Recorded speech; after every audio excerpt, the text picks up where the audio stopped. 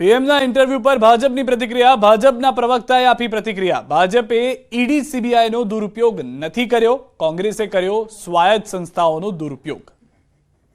એવી જ રીતે જો ઈડી અને એના માટે જો દેશની સ્વાયત્ત સંસ્થાઓ છે એ સ્વાયત્ત સંસ્થાઓ પર આક્ષેપ કરતા હોય તો એ આક્ષેપ ખોટો છે, કારણ કે સ્વાયત્ત સંસ્થાઓ એ વખતે પણ હતી તો એ વખતે પણ એમને ઈડીનો એનો ઉપયોગ કરી શક્યા હોત, તો ઈડીનો એનો ઉપયોગ કરી શક્યા હોત તો એ વખતે પણ અમે જીત્યા હતા ને એ લોકો હાર્યા હતા.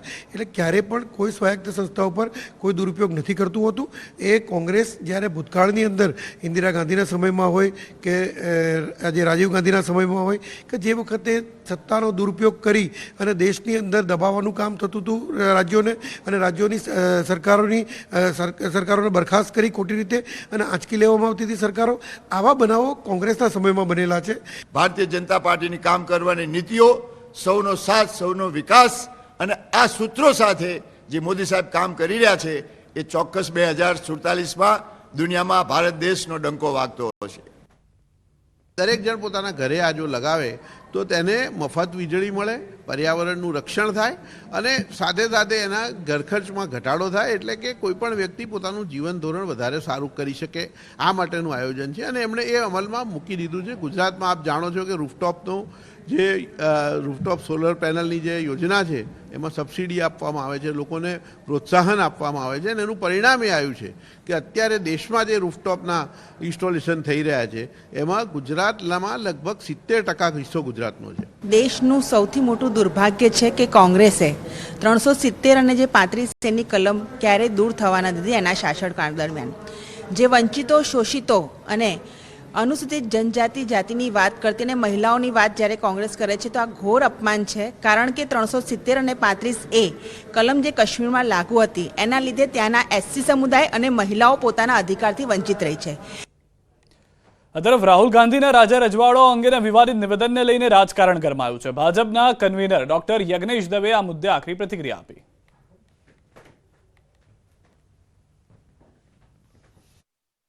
ભવ્ય ઇતિહાસ, રાજા રજવાડાઓનો જે ઇતિહાસ છે, રાજા રજવાડાઓના માટે પણ તેઓ ખરાબ શબ્દો બોલી ચૂકેલા છે, કારણ કે જમીન કોણે હડપ કરી એ એમને હજી ખબર નથી, બીજું જમીન કોણે દાનમાં આપી એ પણ એમને ખબર નથી. રાજા રજવાડાઓએ દાનમાં આપી જમીન એ ભારતના ઇતિહાસમાં છે. આજના 10 વર્ષના બાળકને પણ પૂછો તો પણ એમને ખબર છે, પણ રાહુલ ગાંધીને ખબર એટલા માટે ન હોય કે તેઓ પ્રદેશમાં રહીને ભણેલા છે અને ભારતની અંદર શાસનની ખેવના રાખી રહ્યા છે. એટલે એ તદ્દન રીતે ખોટું એમનું નિવેદન છે. હાલ રૂકેશ વિરામ માટે આપ જોડાયેલા રહો ગુજરાતની number 1 news channel news 18 Gujarati સાથે.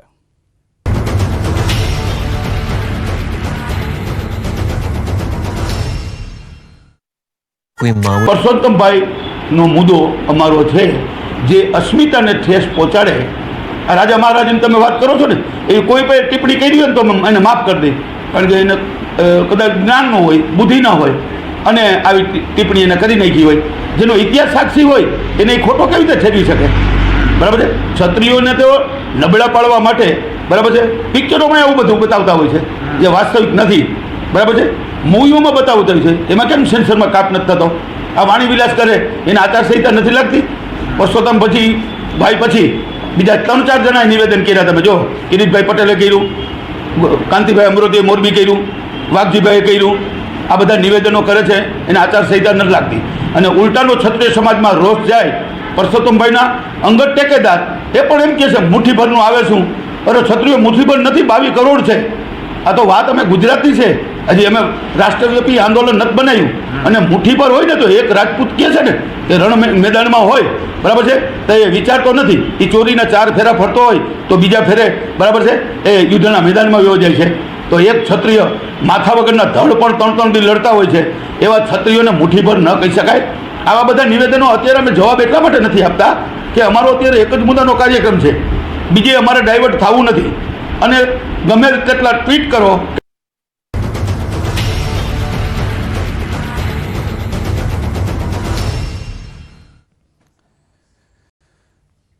લોકસભાની ચૂંટણીને લઈને તમામ પક્ષ અને ઉમેદવારો દ્વારા જોરશોરથી પ્રચાર થઈ રહ્યો છે. ત્યારે મુખ્યમંત્રી ભૂપેન્દ્ર પટેલે ડાંગના આહવામાં જનસભા સંબોધી અને વલસાડ બેઠકના ભાજપ ઉમેદવાર ધવલ પટેલના સમર્થનમાં પ્રચાર કર્યો.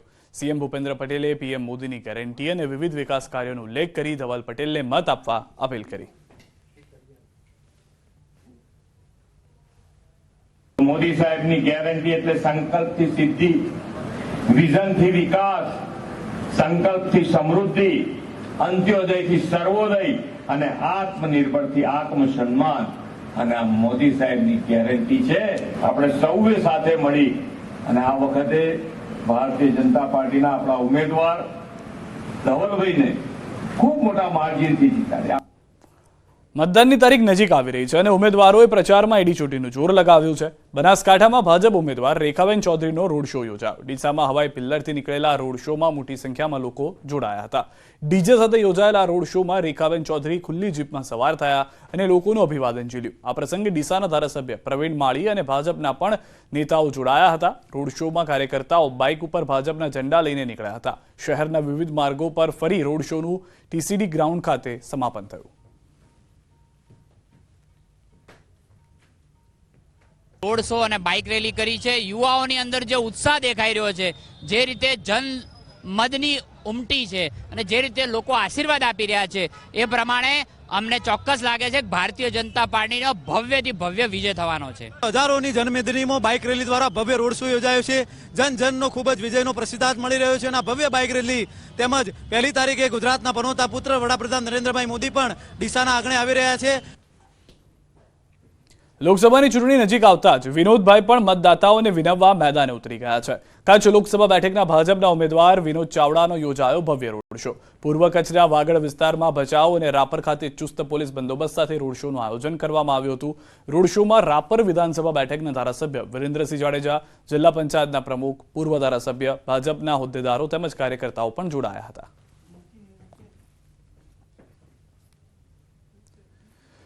લોકસભાની ચૂંટણીને લઈને નેતાઓ મતદારોને રીઝવવા એડીચોટીનું જોર લગાવી રહ્યા છે. વડોદરામાં ડોક્ટર હેમાંગ જોશી ખુલ્લા વાહનમાં બેસી સમર્થકો સાથે પ્રચાર પ્રસાર કરતા નજરે પડ્યા. શહેર વિધાનસભાના ધારાસભ્ય મનીષાબેન વકીલ પણ પ્રચારમાં જોડાયા હતા. હેમાંગ જોશીને ઠેર ઠેર લોકોએ સારો પ્રતિસાદ આપ્યો.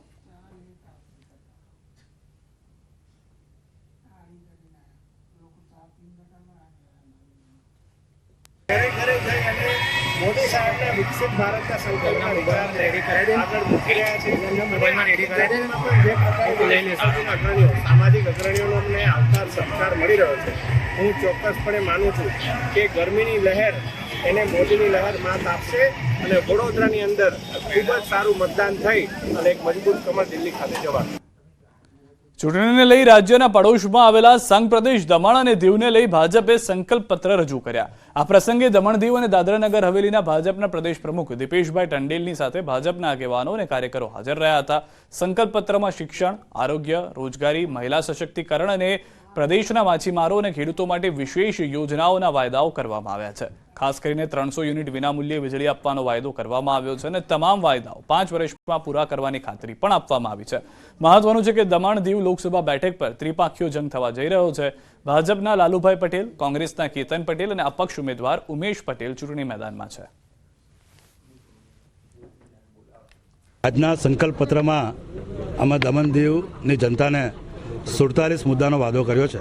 અમે આવનારા દિવસોમાં આ દમણ દીવની જનતાને પહેલાં 300 યુનિટ વીજળીના મફત આપીશું, એ અમારી ગેરંટી છે. જે દીવના માછીમારો માટે વચ્ચેના 18 મહિનાથી 20 મહિના વેટ રિફંડનો પ્રશ્ન રહી ગયો છે, તો આવનારા દિવસોમાં પુનઃ એમને એ 18 મહિનાથી 2 વર્ષનું જે વેટ રિફંડ બાકી છે એ વેટ રિફંડ પાછું અપાઈશું. અરવલ્લી જિલ્લા ભાજપ કાર્યાલય ખાતે જિલ્લાનું મહિલા સંવાદ સંમેલન યોજાયું. પ્રદેશ મહિલા ભાજપના મંત્રી શ્રદ્ધા જાના અધ્યક્ષસ્થાને યોજાયેલા કાર્યક્રમમાં મોટી સંખ્યામાં મહિલા સંગઠનના હોદ્દેદારો અને મહિલા કાર્યકરો ઉપસ્થિત રહ્યા. કાર્યક્રમમાં મહિલાલક્ષી યોજનાઓને કઈ રીતે મહિલા મતદારો સુધી પહોંચાડવી અને મતદાનની અપીલ કરવી તેને લઈને ચર્ચા થઈ. મીડિયા સાથેની વાતચીતમાં શ્રદ્ધા જાએ કેન્દ્રની યોજનાઓ ગણાવી. ભાજપ મહિલાઓને ખાસ પ્રાધાન્ય આપતી હોવાનો દાવો કર્યો. તો રાહુલ ગાંધીના રાજા મહારાજાઓને લઈ આપેલા નિવેદન પર તેમણે પ્રહાર કરતા કહ્યું કે રાહુલ ગાંધીની સ્ક્રિપ્ટ કોણ લખે છે તે નથી સમજાતું. કોંગ્રેસે હંમેશા ક્ષત્રિયોને અને દેશને નુકસાન કર્યું છે. ભાજપ સરકાર એ મહિલાલક્ષી સરકાર તો આપણે ચોક્કસ કહી શકીએ, કારણ કે મહિલાઓ માટે કેન્દ્ર અને રાજ્યની બંનેની ભેગી થઈને 800 થી વધારે યોજનાઓ માત્ર મહિલાઓ માટેની છે. તો જે મહિલાઓ માટે આટલી બધી યોજનાઓ જન્મથી લઈને મરણ સુધીની યોજનાઓ ભાજપ સરકારે આપી છે. આદરણીય વડાપ્રધાનશ્રીએ જે મહિલાઓ માટે વિચાર્યું છે આજ સુધી કોઈ પણ ન વિચારી શક્યું. આપણે સૌ જાણીએ છીએ કોંગ્રેસ મહિલા વડાપ્રધાન આપી શકી પણ મહિલાઓ માટે વિચાર ન કરી શકી. રાહુલ ગાંધી પર કેસરી દિવસીના પ્રહાર, પ્રતિક્રિયા આવી રહી છે, સીધી સાંભળીએ. અને પછી જાહેરની વાત આવી.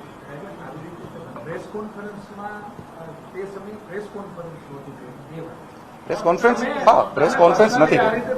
પ્રેસ કોન્ફરન્સ બરોબર.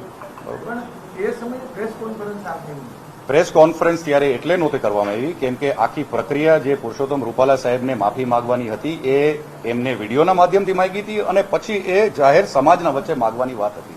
જ્યાં સુધી એમની વાત પૂરી ન થાય ત્યાં સુધી વ્યક્તિગત અમે કોઈ ટિપ્પણી કરી એનો કોઈ અર્થ નહોતો. એટલે જ્યાં સુધી ગોંડલનો કાર્યક્રમ પૂરો નહોતો થયો, જ્યાં એમને આવીને જાહેરમાં સમાજ વચ્ચે વાત નહોતી મૂકી, જેમાં અમે બધા અમારી વાત મૂકી હતી, ત્યાં સુધી પ્રેસ કોન્ફરન્સ કરવાનો કોઈ અર્થ નહોતો.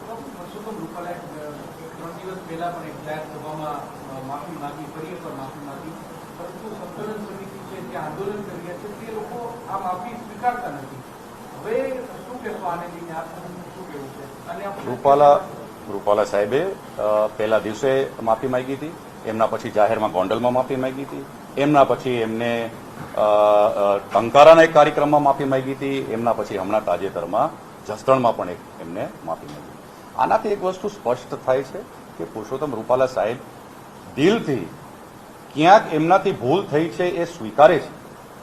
આ લેવલના નેતા, આ લેવલના આગેવાન જ્યારે ઘડી ઘડી એમના દિલની સીધા જઈએ જ્યાં આગળ ડીજીપી વિકાસ સાહેબ પ્રેસ કોન્ફરન્સ કરી રહ્યા છે. ડ્રગ્સ ઝડપાયું છે તેને લઈને 7મી મેના રોજ લોકસભાની ચૂંટણી યોજનાર છે. જે સંદર્ભે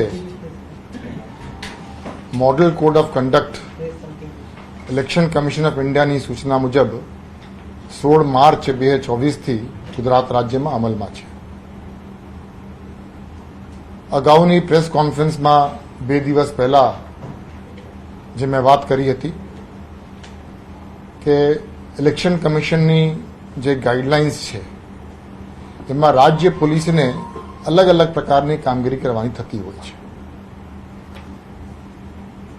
અને ગુજરાત પોલીસની અલગ અલગ એકમો તરફથી ચૂંટણી પંચના આદેશ અને માર્ગદર્શન મુજબ ખૂબ સારી અને સરાહનીય કામગીરી થઈ રહી છે કે જેથી લોકસભાની ચૂંટણી અને મતદાન શાંતિપૂર્ણ વાતાવરણમાં સંપન્ન થાય. અલગ અલગ પ્રકારની કામગીરી જે પોલીસને કરવાની થતી હોય છે એમાં કદાચ સૌથી મહત્વપૂર્ણ બાબત છે અને એ છે નાર્કોટિક્સ અંગેની જે લડાઈ છે એ લડાઈને વધુ વેગવાન બનાવવા માટે પણ ઇલેક્શન કમિશન તરફથી ખૂબ પ્રાથમિકતા આપવામાં આવે છે. જે ધ્યાને લઈ ગુજરાત રાજ્યના અલગ અલગ એકમો દ્વારા અત્યાર સુધીમાં જ્યાં સુધી મોડેલ કોડ ઓફ કન્ડક્ટ અમલમાં આવ્યું છે ત્યારથી લઈને 80થી પણ વધારે કેસો નાર્કોટિક્સના કરવામાં આવ્યું છે અને આશરે 165 આરોપીઓને અટક કરવામાં આવ્યું છે. છેલ્લા 2 દિવસમાં એન્ટી ટેરરિસ્ટ સ્ક્વોડ જે ગુજરાત પોલીસની છે એના તરફથી નાર્કોટિક્સના વિષયો પર ખૂબ મોટી સફળતા અગાઉ એમને પ્રાપ્ત થઈ હતી અને ખૂબ મોટી સંખ્યામાં એમડી અને હેરોઇન એન્ટી ટેરરિસ્ટ સ્ક્વોડના અધિકારીઓ, ઇન્ડિયન કોસ્ટગાર્ડના અધિકારીઓ તેમજ નાર્કોટિક્સ કંટ્રોલ બ્યુરોના અધિકારીઓની સાથ સહકારથી પકડવામાં આવ્યું હતું. અને આજે મને આપ સૌને જણાવતા ખૂબ આનંદ થાય છે કે એન્ટી ટેરરિસ્ટ સ્ક્વોડને આ વિષય ઉપર ફરીથી એક ખૂબ મોટી સફળતા મળી છે અને આ જે પ્રસ્તુત કેસ છે એ પ્રસ્તુત કેસમાં ઇન્ડિયન કોસ્ટગાર્ડના અધિકારીઓ અને કર્મચારીઓ તરફથી આમ તો અગાઉ જ્યારે પણ કેસો થયા છે સમુદ્રમાં ત્યારે આઈસીજી તરફથી ખૂબ સારી આપણને સહકાર મળતી હોય છે, પણ આ ખાસ એક કિસ્સો છે અને એના માટે આપણે આઈસીજીના આઈજી સાહેબ પણ આજે આપણી સાથે વચ્ચે ઉપસ્થિત છે. પ્રસ્તુત કેસમાં ઇન્ડિયન કોસ્ટગાર્ડની જે સાથ અને સહકારની જે લેવલ હતી એ ખૂબ જ ઉત્તમ પ્રકારની હતી અને એમની સાથ અને સહયોગ જો ન થાત તો પછી કદાચ આ કેસ નહીં થયો હોત. આ કેસની વિગત એ પ્રકારની છે કે એન્ટી ટેરરિસ્ટ સ્ક્વોડમાં ફરજ બજાવતા પોલીસ અધિક્ષક શ્રી કે પટેલ નાઓને 21 એપ્રિલના રોજ એવી પ્રાથમિક માહિતી મળી હતી કે 3 વ્યક્તિઓ અને 3 મહારાષ્ટ્રના રહેવાસી કૈલાશ સનપ, દત્તા સકારામ અને મંગેશ તુકારામ ઉર્ફે સાહુ, એ 3 વ્યક્તિઓ સમુદ્રથી, દરિયાથી કે નાર્કોટિક્સના કન્સાઇનમેન્ટ લઈ આવવા માટેના પ્રયત્નો કરી રહ્યા છે અને આના માટે ગુજરાતની કોઈ ફિશિંગ બોટનો ઉપયોગ એ લોકો કદાચ કરવાના છે.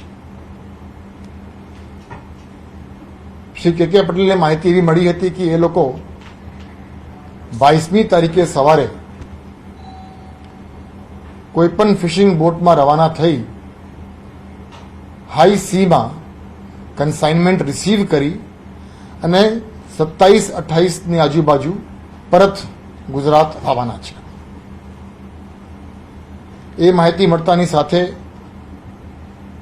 એન્ટી ટેરરિસ્ટ સ્ક્વોડની જે કામ કરવાની પદ્ધતિ છે એ મુજબ સિનિયર અધિકારીઓ સાથે આ ઇન્ફોર્મેશન શેર કરવામાં આવ્યું અને આ ઇન્ફોર્મેશન ઉપરથી કઈ રીતે કામ કરવી તે અંગે આખું સ્ટ્રેટેજી બનાવવામાં આવ્યું અને એ સ્ટ્રેટેજી અંતર્ગત 24મી તારીખે 24 એપ્રિલના રોજ એન્ટી ટેરરિસ્ટ સ્ક્વોડમાં ફરજ બજાવતા પીએસઆઈ હિતેશ વાઢેર,